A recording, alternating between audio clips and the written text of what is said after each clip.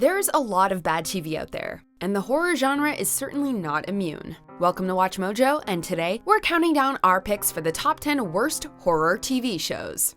For this list, we're looking at 10 critically trashed and unpopular horror television shows. Number 10, Blade. What the hell? I told you to talk. Sorry, I didn't hear you. Trust us when we say that the Blade series is nowhere near the quality of modern Marvel shows. The Blade series aired on Spike throughout the summer of 2006, and it starred rapper Sticky Fingaz in the title role. He was certainly no Wesley Snipes, although he wasn't completely terrible either. Figure it out. You're supposed to be the smart one. And I'm the good-looking one, too. You know, that pretty much sums up the entire show. It wasn't terrible per se, it was just completely and utterly forgettable, populated by a boring plot, boring actors, and boring action. Just like you. Despite being a ratings success for Spike, the show was canceled after just 12 episodes, reportedly for budgetary reasons. Number 9, Van Helsing. Who the hell are you? Van Helsing is a sci-fi production starring Kelly Overton as Vanessa Van Helsing, whose blood can help cure vampirism. Like most sci-fi productions, Van Helsing was clearly made on the cheap, and as such, it features all the staples of a C-level horror show. This includes wooden acting, fake-looking makeup, stilted dialogue, and shoddy sets and visual effects. She's got superpowers now. Great. That said, it is incredibly gory, so if that's your thing, then you'll have a blast with Van Helsing. But then again, you could just watch movie gore compilations on YouTube and have just as much fun. Probably even more. You don't have to do this. You don't have to do this. No, I don't. Come here. I got you. Number 8, The Vampire Diaries. Actually makes perfect sense.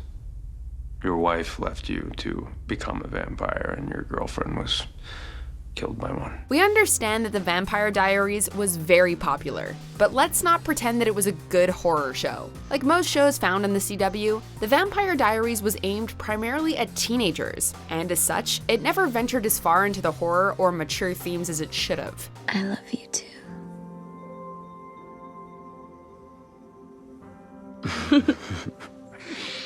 It's also a little silly and melodramatic, bordering on trashy soap opera, and it's filled to the brim with standard teenage drama cliches. So it's a CW show. If you're really curious, maybe watch the first 3 or 4 seasons. Just keep your expectations in check. Only way we can help you is to make the alternative hurt even worse.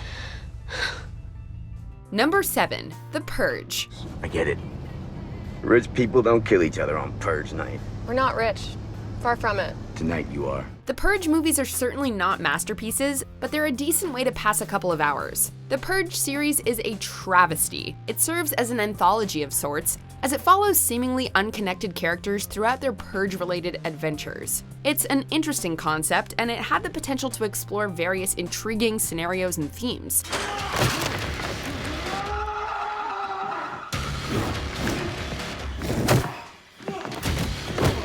This is summed up by the title of the first episode, What is America? A title that promises a flood of rich thematic material. However, the concept is wasted on generic characters and pedestrian storylines that seem like rightfully discarded movie subplots. It's a senseless cash grab meant to capitalize on the success of The Purge and nothing more.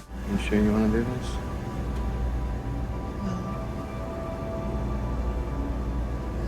Number 6, The Mist. Yeah, it's me. Where's Rob?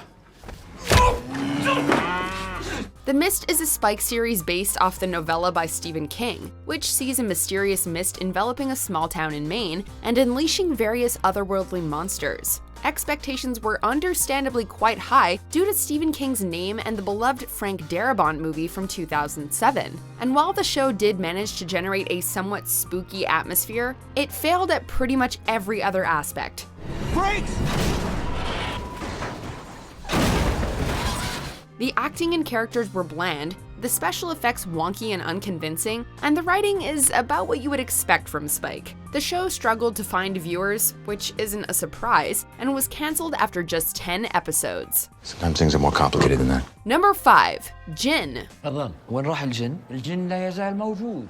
وبيعيشوا مثلنا ولكن هم يرون ولكن لا نراهم. Jinn is a Jordanian series that premiered on Netflix in June of 2019. It follows a group of teenagers who hunt jinn and prevent them from taking over the world. Many Jordanian citizens were excited to be at the center of an international Netflix production, but were left immensely disappointed by the final result. The writing, and particularly the translation work, was abysmal and inorganic, and the acting was horrendous. Basically, Jinn was an amateurish farce that did not do service to the quality entertainment and talent actually found in Jordan. Add in some insulting cultural missteps and you have yourself one terrible Netflix show.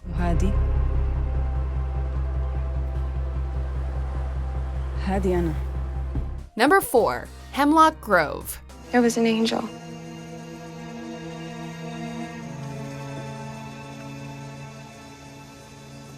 Was it what?